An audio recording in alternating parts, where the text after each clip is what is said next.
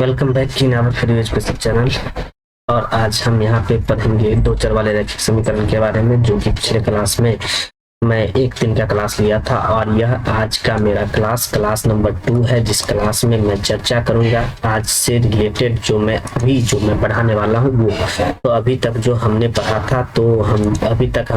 था मैं आपको बता दूं कि अभी तक हमने पढ़ा था ग्राफीय विधि के बारे में। यहाँ पे मैं आपको आज बताने जा रहा हूँ अलजेब्रिक मेथड से किस प्रकार से क्वेश्चन सॉल्व होते हैं, उन चीजों को मैं बताने जा रहा हूँ एकदम शॉर्टकट, एकदम आसान तरीके से, ताकि आपको किसी भी तरह से इश्यूज ना हो। जो एनसीईआरटी के अकॉर्डिंग इसे 3 मेथड में बताया गया है, 3 तरीके से बताया गया है।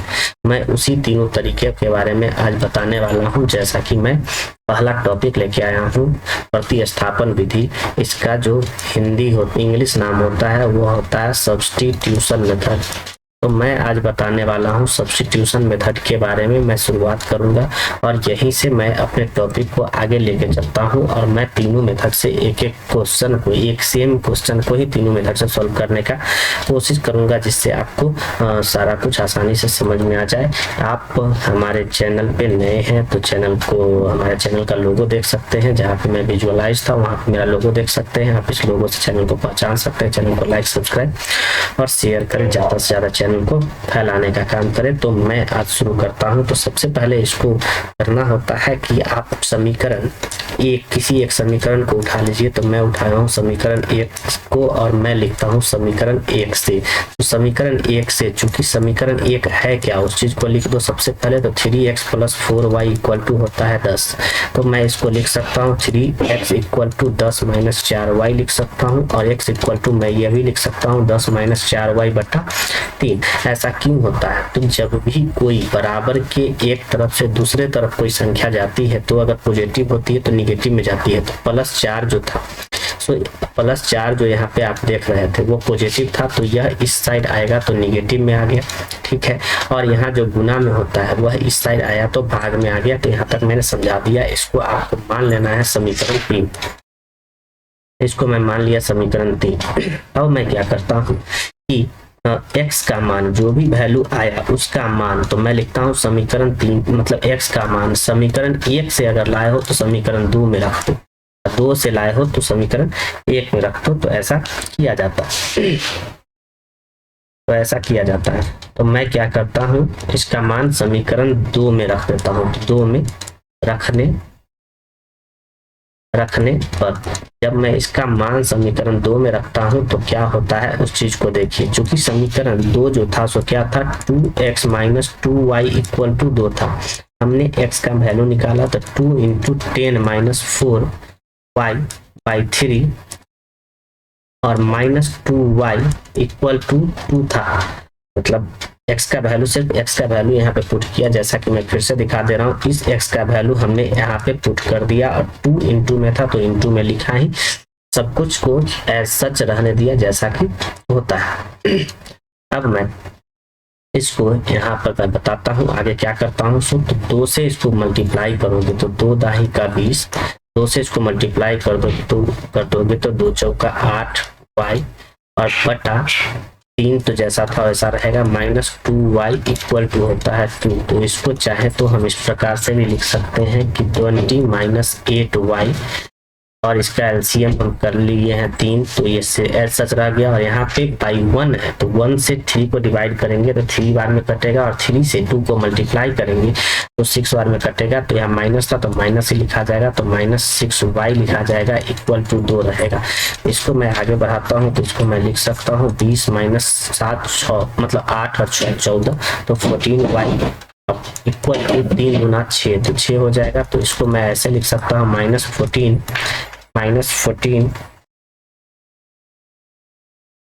इसको मैं लिख सकता हूँ -14 y = 6 - 20। तो इसको मैं ये भी लिख सकता हूँ कि -14 y = -14, माइनस से माइनस हो गया कैंसिल, तो y = मैं लिख सकता हूँ 14/14। तो ये भी कैंसिल हो गया। तो इसका वैल्यू हमारा आ गया 1, जो कि हमारा y का वैल्यू रहा। मैं फिर से यहाँ पे दिखा देता हूँ कि y का वैल्यू जो हमारा रहा 1 आ गया। अब मैं बचे हुए चीजों को यहाँ पे देखता हूँ कि क्या होता है। अब क्या करना है, लिखना है अब y का मान, अब हमने समीकरण 3 से, चूंकि समीकरण 3 से हमने y का मान प्राप्त किया, तो अब y का मान कहाँ रखेंगे, तो y का मान समीकरण 3 में रखने पर,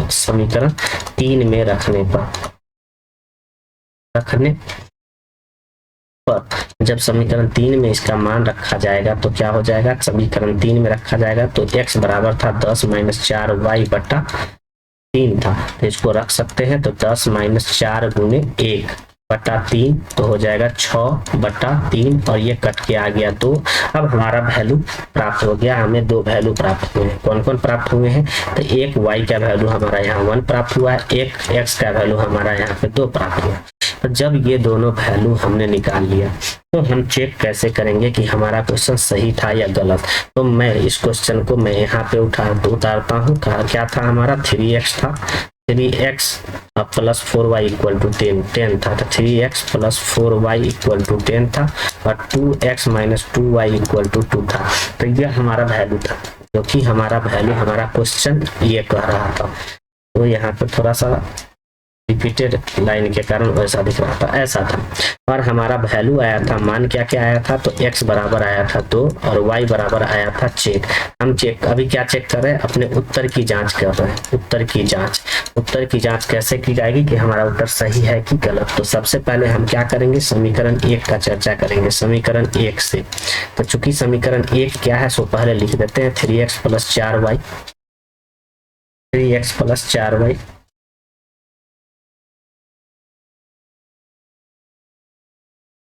तो 3x प्लस 4y बराबर था 10। तो हम क्या करते हैं, यहाँ पे x का वैल्यू पुट करते हैं, x का वैल्यू ही नहीं पुट करते हैं, यहाँ पे हम लिखते हैं LHS। तो LHS लिखते हैं तो 3 गुने x का वैल्यू है 2 और प्लस 4 गुने है 1, तो 3 दूना 6 प्लस 4 बराबर 10, जो कि RHS के बराबर आ गया। यानी हमारा इक्वेशन फर्स्ट चेक हो गया कि हमारा इक्वेशन फर्स्ट सही था।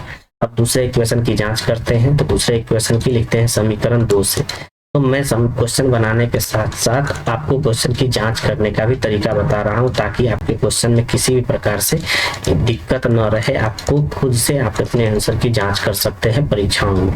तो 2 गुने x का वैल्यू, सबसे पहले LHS में 2 गुने x का वैल्यू था 2 माइनस 2 गुने था 8 y का वैल्यू, तो ये हो जाएगा 4 माइनस 2 इक्वल टू आ गया 2। तो यह भी RHS के बराबर हो गया। तो हम लिख सकते हैं उत्तर की जांच पुष्टि हो, उत्तर की जांच पुष्टि हो, यानी हमारा आंसर जो था सो प्रूव हो गया, पुष्टि हो। तो इस तरह से आप क्वेश्चन भी बना सकते हो और इसके आंसर की भी जांच कर सकते हो। यह हमारा जो था तो एलिमिनेशन मेथड, मतलब हमारा सब्स्टिट्यूशन मेथड था, जो कि सब्स्टिट्यूशन मेथड के बारे में हम बताए थे कि सब्स्टिट्यूशन मेथड से हम पहले आपको बता रहे हैं क्वेश्चन को सॉल्व करने का तरीका। ठीक है, अब मैं अगले टॉपिक पे आता हूँ, अगले तरीके पे आता हूँ। अगला तरीका है हमारा तुलनात्मक विधि। इसको क्या कहते हैं, तो तुलनात्मक विधि को कहते हैं कंपैरिजन मेथड, कंपैरिजन मेथड कहते हैं। यह भी एक तरीका है, बहुत ही पॉपुलर तरीका है, मेथड है, जिस मेथड से आप क्वेश्चन को सॉल्व कर सकते हो आसानी से। यह हमारा समीकरण 1 और यह हमारा समीकरण 2। और यहाँ पे हमने बताया था, आपको सबसे पहले बताया था सब्स्टिट्यूशन मेथड से। वहाँ भी समीकरण 1 और समीकरण 2 में वही क्वेश्चन था। सेम क्वेश्चन को मैं यहाँ लाया हूँ ताकि आपको यह भी पता चल जाए कि क्वेश्चन किसी भी तरीके से बनाओ, आंसर आपका समान ही आता है, आंसर में किसी भी तरह का दिक्कत नहीं होता। मैं फिर से आपसे वही बात कर रहा हूँ कि आप अगर नए हैं तो इस चैनल को सब्सक्राइब करें, और पुराने हैं तो शेयर करें, नए हैं तो भी शेयर करें। तो शेयर तो सभी को करना है, ठीक है, सब्सक्राइब जरूर कर दें, चैनल को ग्रो करने में मदद करें। चलिए तुलनात्मक विधि से इसको हल करना है। तो मैं लिखता हूँ सबसे पहले समीकरण 1 से। तो समीकरण 1 से मैं क्या करूंगा, तो समीकरण 1 क्या था, तो समीकरण 1 क्या था, तो मैं यहाँ पे लिख देता हूँ कि समीकरण 1 था 3x प्लस 4y बराबर 10 था। तो इसको मैं लिख सकता हूँ 3x equal to 4 minus 10y, sorry 10 minus 4y।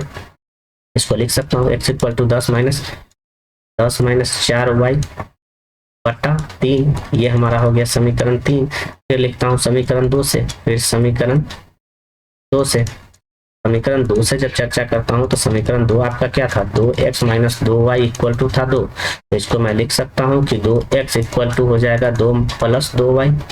इसको मैं लिख सकता हूँ x इक्वल टू शायद दिख रहा दिख रहा। तो मैं इसको लिख सकता हूँ x इक्वल टू 2 + 2y बटा 2। इसको काट के सिंपलेस्ट फॉर्म में भी किया जा सकता है, लेकिन अभी कोई जरूरत नहीं है, आप इस तरह से सॉल्व कर सकते हैं। और यह हमारा जो हो गया, अभी जो हमारा वैल्यू आया, यह वैल्यू हमारा हो गया समीकरण 4। तो हमने समीकरण 3 और 4 प्राप्त किया। अब मैं लिखता हूँ समीकरण 3 एवं 4 से। अब मैं क्या करूंगा उस चीज को मैं पहले बताता हूँ। पहले लिख देता हूँ समीकरण 3 एवं 4 से। तो समीकरण 3 एवं 4 से, 3 और 4 से क्या हो रहा है, सो देखिए। तो मैं पेन चेंज करता हूँ। समीकरण 3 में आप देख पा रहे हैं x इक्वल टू इतना। समीकरण 2 में भी देख रहे हो कि x इक्वल टू इतना। कुल मिला के देख रहे हो कि x का बराबर दोनों है। इसका मतलब है कि 10 - 4y बटा 3 जो होगा सो बराबर होगा 2 + 2y बटा 2 के। जब बराबर होगा तो हम करेंगे कॉर्नर पे गुना, यानी 2 से इसको गुना, 3 से इसको गुना, तो 2 दाही का 10, सॉरी 2 दाही का 20 और 2 चौका 8y बराबर 3 दूना 6 + 3 दूना 6y। अब ये y वाला एक तरफ, बिना मतलब वेरिएबल एक तरफ, कांस्टेंट एक तरफ, तो वेरिएबल -8y था, इधर से आएगा तो -6y हो जाएगा और इक्वल टू हो जाएगा 6 - 20। तो हो जाएगा, यहाँ पे देख सकते हो -14y बराबर हो जा रहा है 20। तो 14y बराबर, सॉरी 16 - 20, तो ये भी हो जा रहा है हमारा -14। माइनस से माइनस हो जाता है कैंसिल, माइनस से माइनस को हमने कर दिया कैंसिल, माइनस से माइनस कैंसिल हो गया। तो y इक्वल टू क्या हो जाएगा 14 बटा 14। यह हो गया आपस में, यह भी हो गया कैंसिल, तो हो गया 1 वैल्यू। अब क्या करेंगे, लिखेंगे अब y का मान समीकरण 3 या 4 कहीं भी रख लो, 3 में रखने पर, 3 में रखने पर जब समीकरण 3 में हम y का मान रखते हैं तो आपका y का मान क्या कह रहा था, इस चीज को देखो। तो y का मान आया है 1, तो हम समीकरण 3 में रखते हैं। तो चूंकि समीकरण 3 क्या था, समीकरण 3 था x बराबर 10 - 4y बटा 3 था, तो हम इसको वैल्यू रख देते हैं, इसका वैल्यू। तो x इक्वल टू 10 - 4 गुने 1 बटा 3, तो हो जाएगा 10 में से 4 गया तो हो जाएगा 6, 6 बटा 3 और इसको काटोगे तो 2। और इस क्वेश्चन के अकॉर्डिंग हमारा वैल्यू, इस क्वेश्चन के अकॉर्डिंग भी हमारा आंसर जो आया, तो आप देख सकते हो y का वैल्यू आया था इतना और x का वैल्यू आया था इतना। और इसको भी उसी तरह से सॉल्व कर सकते हो जैसे कि मैं अभी बताया हूं कि आपका आंसर सही है कि नहीं।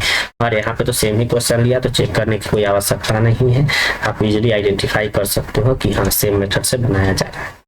उसके बाद मैं बात करता हूं अपने अगले टॉपिक का। अगले टॉपिक में मैं रखा हूं लुप्तीकरण विधि का प्रयोग कर रहा हूं। लुप्तीकरण विधि से मैं बताने का कोशिश कर रहा हूं आप लोगों को। तो मैं इसको लिखता हूं समीकरण 1, इसको लिखता हूं समीकरण 2, और समीकरण 1 और 2 का प्रयोग करता हूं और इसको सॉल्व करने का कोशिश करता हूं। तो समीकरण 1 और 2, तो इस क्वेश्चन में लुप्तीकरण बनाते समय एक को 2 टर्म है, इस 2 टर्म में से किसी एक टर्म को इक्वल पुराना पड़ता है, यानी उसके जो कोएफिशिएंट होते हैं, यानी उसके गुणज जो होते हैं उसको बराबर पुराना पड़ता है। और इजीली उसको हम बना सकते हैं कैसे, सो मैं बताता हूं। तो यहाँ पे 3 है, यहाँ पे 2 है, यहाँ पे 4 है, यहाँ पे 2 है, यहाँ पे 10 है, यहाँ पे 2 है। तो हमको सिर्फ वेरिएबल से मतलब है, कॉन्सोनेंट से मतलब, सॉरी कांस्टेंट से मतलब नहीं। तो आप देख सकते हैं यह 3 और 2 है, यानी इसको अगर 2 मैं पुराना, इसको और इसको बराबर पुराना चाहूँ तो इसका एलसीएम मुझे लेना पड़ेगा, और जो एलसीएम आएगा उसको उतना ही के बराबर दोनों का पुराना होगा। तो मैं हमेशा कोशिश करूंगा, या हम हमेशा कोशिश करेंगे, हम दोनों मिलके, हम लोग मिलके, कि जो 2 तरह के चिन्ह वाले वैल्यू है उसको मैं बराबर पुराने का कोशिश करूंगा, सेम चिन्ह वाले को नहीं। तो अंतर क्या होता है, मैं इस क्वेश्चन को दोनों तरफ सॉल्व करता हूँ। तो सबसे पहले मैं ये 4 है तो इसको भी 4 पुराने के लिए मैं 2 से मल्टीप्लाई करता हूँ। तो अब क्या करता हूँ, लिखता हूँ समीकरण 1 तथा 2 को जोड़ने पर, जब 2 तरह का चिन्ह हो तो जोड़ने का काम करना, जोड़ने पर। तो समीकरण 1 और 2, तो क्या होता, तो भाई 1 क्या था, सबसे पहले 1 को लिख देता हूं, तो 3x + 4y, ये चिपक कहा जाएगा 4y बराबर था 10 और समीकरण 2 हमने 2 से मल्टीप्लाई करके प्राप्त किया तो हो जाएगा 2 दूना 4x और यहाँ पे हो जाएगा 4y इक्वल टू हो जाएगा 2 दूना 4। अब इसको क्या करना है, जोड़ने का काम करना है। तो यह दोनों सेम अपोजिट साइन है, कट गया। 4 और 3 7x बराबर होता है 10 और 14, x बराबर 14/7। इसको मैं कैंसिल करता हूं तो हो जाता है वैल्यू हमारा 2। यहाँ तक किसी भी प्रकार से आप लोगों को दिक्कत नहीं हुआ होगा। अगर दिक्कत हुआ होगा तो आप जुड़ सकते हैं किसी भी माध्यम से, कमेंट के माध्यम से या हमारे टेलीग्राम ग्रुप के माध्यम से। तब तक सब्सक्राइब कर दीजिए आप चैनल को। अगर वीडियो अच्छा लगे, आपको इससे यहाँ पे समझ में आ रहा है, अगर लग रहा है कि हाँ इस तरह की वीडियो की जरूरत है तो हमें इनकरेज करने के लिए, तो हमारा x का वैल्यू आ गया। इस चीज को मैं हाईलाइट कर देता हूँ, x का वैल्यू हमारा आ गया है। तो अब क्या करता हूँ, लिखता हूँ कि अब x का मान, तो समीकरण 1 से ले आया तो x का मान समीकरण 2 में रखने पर, समीकरण 2 में या 1 में कहीं भी रख सकते हैं। यह बहुत ही सरल तरीका होता है बनाने का और इस तरीके से आप इजीली किसी भी बड़े बड़े क्वेश्चंस को बना सकते हैं। मैं क्वेश्चन प्रैक्टिस कराने वाला हूँ स्टेट बोर्ड वाले के लिए। उनके भारतीय वन जो बुक चलते हैं पब्लिकेशन, उसी पब्लिकेशन से सारे के सारे मैं क्वेश्चन कराने वाला हूँ। और एनसीईआरटी का क्वेश्चन तो आप बहुत जगह देखे ही होंगे, मैं उसको भी कराऊंगा। तो x का मान समीकरण 2 में रखने पर, समीकरण 2 हमारा ये था तो 2 मैं लिखता हूँ, सबसे पहले लिख देता हूँ। तो 2x minus 2y equal to था 2। तो इसको मैं लिखता हूँ 2 इंटू एक्स का वैल्यू 2 था माइनस 2y इक्वल टू था 2, तो माइनस 2y उससे पहले मैं लिखता हूँ 2 दूना 4, तो 4 माइनस 2y इक्वल टू था 2, तो माइनस 2y इक्वल टू था 2 माइनस 4, तो माइनस 2y इक्वल टू आ गया -4, माइनस से माइनस हमारा हो गया कैंसिल, तो y इक्वल टू हो जाएगा 4/2 और ये भी कैंसिल हो जाएगा तो 1 हो जाएगा, जो कि आप यहाँ पे आंसर में देख पा रहे हैं। मेरे बगल में आपको दिखाई दे रहा है, यहाँ पे जो 1 लिखा हुआ है वही हमारा आंसर हो गया। तो इस तरह से आपने देखा कि इस तरह से कैसे सॉल्व किया जाता है। आपको मैं 2-3 तरीका बताया, 3 तरीका में जो तरीका आपको आसान लगे, सरल लगे, सहज लगे, उस तरीके का आप उपयोग कर सकते हैं। अब मैं यहाँ पे बताया था आपको कि मैं y को ही क्यों लिया, x को क्यों नहीं। अगर x को लेता तो क्या होता, तो मैं x को मैं यहाँ पे वैल्यू x का जैसे निकाला, y का निकालना होता तो कैसे निकालता, तो मैं उस चीजों को भी मैं बता देता हूँ। क्वेश्चन मैं वही लिखता हूँ 3x + 4y इक्वल टू था 10। तो मैं फिर से क्वेश्चन देख लूं, 3x + 4y इक्वल टू 10 और दूसरा था 2x - 2y इक्वल टू था 2। तो ये समीकरण 1 था, ये समीकरण 2। अब इसको भी लुप्तीकरण विधि से ही बनाया जा रहा है, लुप्तीकरण विधि से ही बताया जा रहा है। करण विधि इसको हिंदी में कहते हैं, क्या कहते हैं मैं यहाँ पे नहीं लिखा हूँ, शायद नहीं लिखा हूँ, तो इसको कहते हैं एलिमिनेशन मेथड। एलिमिनेशन मेथड इसको कहा जाता है। तो मैं बताया था बाइलैंग्वेज ही रहेगा, तो मैं बोलूंगा इंग्लिश में तो लिखूंगा हिंदी में, हिंदी में बोलूंगा तो इंग्लिश में लिखूंगा। तो एलिमिनेशन मेथड से इसको सॉल्व कर रहे हैं। यहाँ पे y के जगह पे x को काटना है। अब जब अपोजिट साइन काटा जाता है तो जोड़ा जाता है, अब सेम साइन काटा जाता है घटाया जाता है। तो इसको भी मैं करता हूँ 3 से मल्टीप्लाई और इसको मैं करता हूँ 2 से मल्टीप्लाई, क्योंकि इस दोनों का एलसीएम आता है 6 और 6 पुराने के लिए हमको 2 से मल्टीप्लाई इसमें करना पड़ा और इसमें 3 से करना पड़ा। अब आप देख सकते हैं, तो मैं यहाँ लिखता हूँ समीकरण 1 एवं 2 को घटाने पर, 2 को घटाने पर, वहां पे जोड़ने का काम था, यहाँ पे घटाने का काम किया जाए, तो घटाने पर अब क्या हो जाएगा, समीकरण 1 और 2 से, तो समीकरण 1 हो जाएगा 3 दूना 6x और यहाँ हो जाएगा 2 चौका 8y और बराबर हो जाएगा 20 और 3 से इसको मल्टीप्लाई करते 3 दूना 6x और 3 दूना 6y माइनस में और यहाँ हो जाएगा 3 दूना 6, 3 से 2 को गुना करेंगे तो 3 दूना 6। आप देख सकते हैं कि घटाव में जो होता है साइन चेंज हो जाता है, तो प्लस के जगह पे सब माइनस और माइनस के जगह पे सारा प्लस हो जाएगा। तो आप देख सकते हैं यहाँ पे अपोजिट साइन आ गया, कट गया और यहाँ हो जाएगा 8 और 6 14y और यहाँ हो जाएगा 20 में से 6 जाएगा तो यहाँ हो जाएगा 14, तो y का वैल्यू हो जाएगा 14/14। तो इस तरह से एक कट के वैल्यू आ गया 1, यानी y का वैल्यू हमारा निकल गया 1, जैसा कि आप यहाँ पे देख रहे हैं। अब क्या करते हैं, लिखते हैं कि फिर y का मान, अब इस y का मान समीकरण 2 में रख दो या 1 में रख दो, उससे कोई फर्क नहीं पड़ता, आप कहीं भी रख सकते हो। तो समीकरण 2 में ही रख रहे हैं हम। 2 में रखने पर समीकरण 2 में जब हम रखते हैं इसका वैल्यू, तो आप देख सकते हैं समीकरण 2 क्या था, तो 2x minus 2y equal to था 2। यहाँ पे हमने रखा y का वैल्यू, तो 2x minus 2 into 1 equal to 2, तो हो जाएगा 2x माइनस 2 इक्वल टू 2। यहाँ हो जाएगा 2x इक्वल टू हो जाएगा 4, तो x इक्वल टू 4/2। तो इस तरह से आप कैंसिल करके इसका वैल्यू 2 प्राप्त कर ली। तो आप देख सकते हैं किसी भी तरह से क्वेश्चन बनाने पर उसके परिणाम समान ही आते हैं। अगर अब भी जब किसी भी प्रकार की दिक्कत लग रही है तो आप हमें बता सकते हैं, नहीं लग रही है तो आप हमारे चैनल को सब्सक्राइब कर सकते हैं। अधिक जानकारी के लिए हमारे टेलीग्राम लिंक पे जुड़ सकते हैं, जो कि मैं डिस्क्रिप्शन में हमेशा डालते ही रहता हूँ।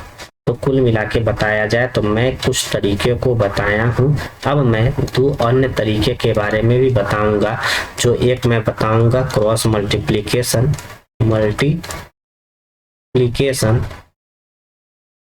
मेथड, जिसको कहा जाता है गुणनखंड विधि, तो कहा जाता है वज्र गुणनखंड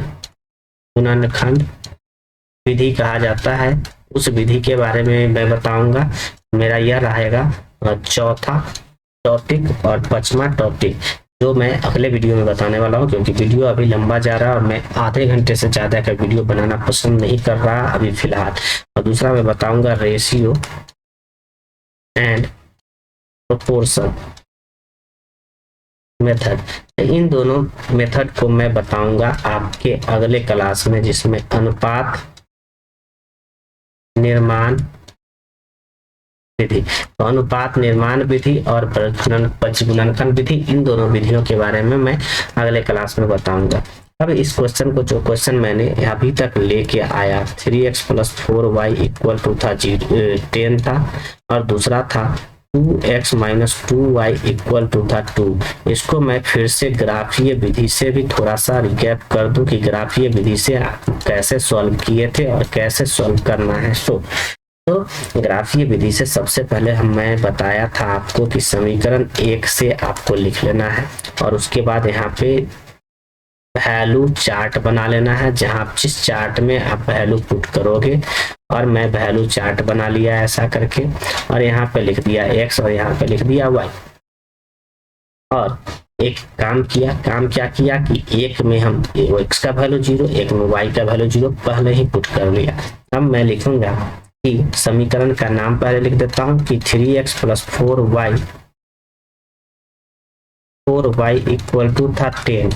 तो मैं यहाँ पे लिखता हूँ कि माना x बराबर 0, क्योंकि मैं नहीं मान लिए x बराबर 0, तो क्या हो जाएगा 3 into 0 plus 4y equal to 10। तो y इक्वल टू क्या हो जाएगा 10/4, और ये कट जाएगा तो आ जाएगा 1.5।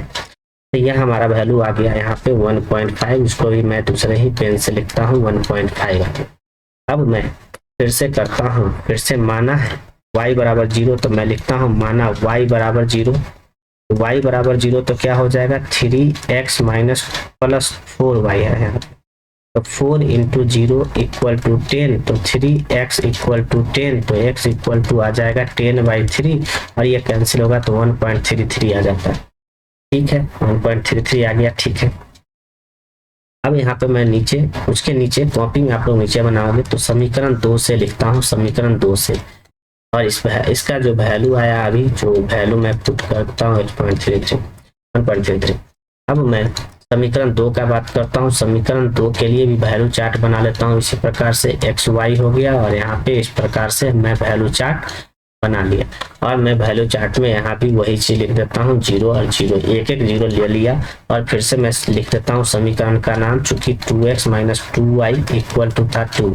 तो अब माना x बराबर 0, तो 2 गुने 0 माइनस 2y बराबर 2, तो माइनस 2y बराबर हो जाता है।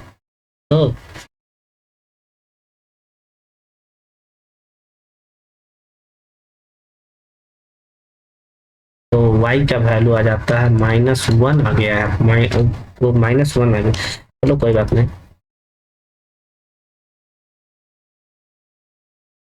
कहाँ चला गया यार,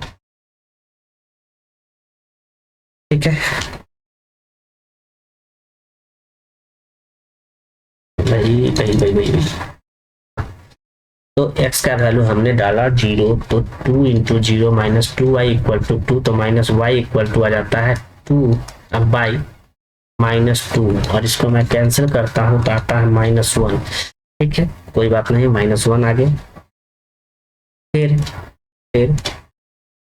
y इक्वल टू 0 लेता हूँ तो 2x minus 2 into 0 equal to होता है 2, तो 2x इक्वल टू होता है 2, तो x इक्वल टू आ गया 1, तो यह हमारा आ गया। अब मैं इस दोनों वैल्यू को यहाँ पे लिख देता हूँ, एक का वैल्यू आया -1 और एक का वैल्यू आया +1, इसको मैं यहाँ पे लिख दिया। तो कहने का तात्पर्य हुआ कि एक हमारा कोऑर्डिनेट, एक हमारा नियामक ये प्राप्त हुआ, एक नियामक ये प्राप्त हुआ, इस समीकरण के लिए एक ये प्राप्त हुआ, एक ये प्राप्त हुआ। तो आप देख सकते हैं उसी के आधार पे मैं यहाँ पे ग्राफ खींचने का कोशिश करता हूँ। 1 2 यहाँ पे लिख देता हूँ, 1 2 3 4, ज्यादा लंबा मैं नहीं ले जाता, 1 2 3 4, 4 तक ले जा रहा हूँ चारों तरफ। यहाँ पे 1 है, 2 है, 3 है, 4 है, यहाँ पे है -1 -2 -3 -4, यहाँ पे है -1 -2 -3 और -4। तो इस प्रकार से मैंने 4 ले लिया और यह हमारा मूल बिंदु हो गया, जैसा कि पिछले क्लास तक मैं बताया था। अब मार्कर का कलर करता हूं मैं चेंज थोड़ा सा। हमारा पहला वैल्यू है 0 और 1.5, यानी y है 1.5 और x है 0, तो y है 1.5 x 0, तो x 0 का मतलब इस लाइन पे ही कहीं होगा, y 1.5 है तो यहाँ पे होगा, इस जगह पे डॉट हो जाएगा। अब क्या है, इसको मैं जूम करूंगा तो शायद आपको समझ में वैसे भी आ रहा होगा, लेकिन जूम करूंगा तो सारा का सारा डिस्टर्ब हो जाएगा, ठीक है मैं जूम नहीं करता। और दूसरा है कह रहा है यहाँ पे है 1.3, वैल्यू है 1.33, जैसा कि आया था 1.33 और 0, x का वैल्यू है 1.33, तो इस जगह पे मैं ले लेता हूँ 1.5 से छोटा 1.33, और मैं इसके लिए एक ग्राफ का एक लाइन खींचता हूँ, जो कि ग्राफ इस लाइन पर होके गुजर रहा है, और इस समीकरण का नाम यहाँ पे दे देता हूँ, समीकरण का नाम दे देता हूँ 3x + 4y = 10, जैसा कि आप यहाँ पे देख पा रहे। तो मैं ऐसा नाम दे दिया, अब नाम दे दिया, ठीक है तो ये हो गया। मैं फिर से करता हूँ मार्कर का कलर चेंज, और मैं यहाँ पे ले लेता हूँ कुछ अलग कलर इसलिए ताकि यहाँ का वैल्यू पता चले। तो यहाँ है x 0 y -1, तो y -1 यहाँ पे, और दूसरा कहता है कि x ये 1 है, तो इसको मैं जब आगे की तरफ खींचता हूं, इसको मैं जब आगे की तरफ खींचूंगा तो यह जो होगा सो लगभग जहां पे टकराएगा वही आपका आंसर हो जाएगा। तो एक था 1.4 × 8, ये 2.5 था सर, ये 2.5 था, और ये सबको डिस्टर्ब कर दिया, ये 2.5 था, तो इस जगह पे था। तो मैं फिर से इसके ग्राफ को रेड कलर से, इसके ग्राफ को मैं फिर से खींच देता हूँ, इसको इरेज करके इसको मैं कर देता हूँ इरेज, और यह हमारा जो वैल्यू था 2.5 था, तो 2.5 से लाइन ऐसे आएगा, ऐसे चला गया, और दूसरा लाइन यहाँ से होते हुए ऐसे निकलेगा, और यह जो होता है सो आप सही से देखोगे तो आपका ग्राफ ये टकराएगा x = 2 पे, 3 तिहाई 9, ये होता है 3.33। यहाँ भी थोड़ा सा डिस्टर्बेंस था, तो मैं इस वीडियो को कर दूंगा कट, और मैं फिर से आपके लिए ग्राफीय विधि फिर से मैं बताऊंगा। तब तक के लिए थैंक यू, बाय बाय।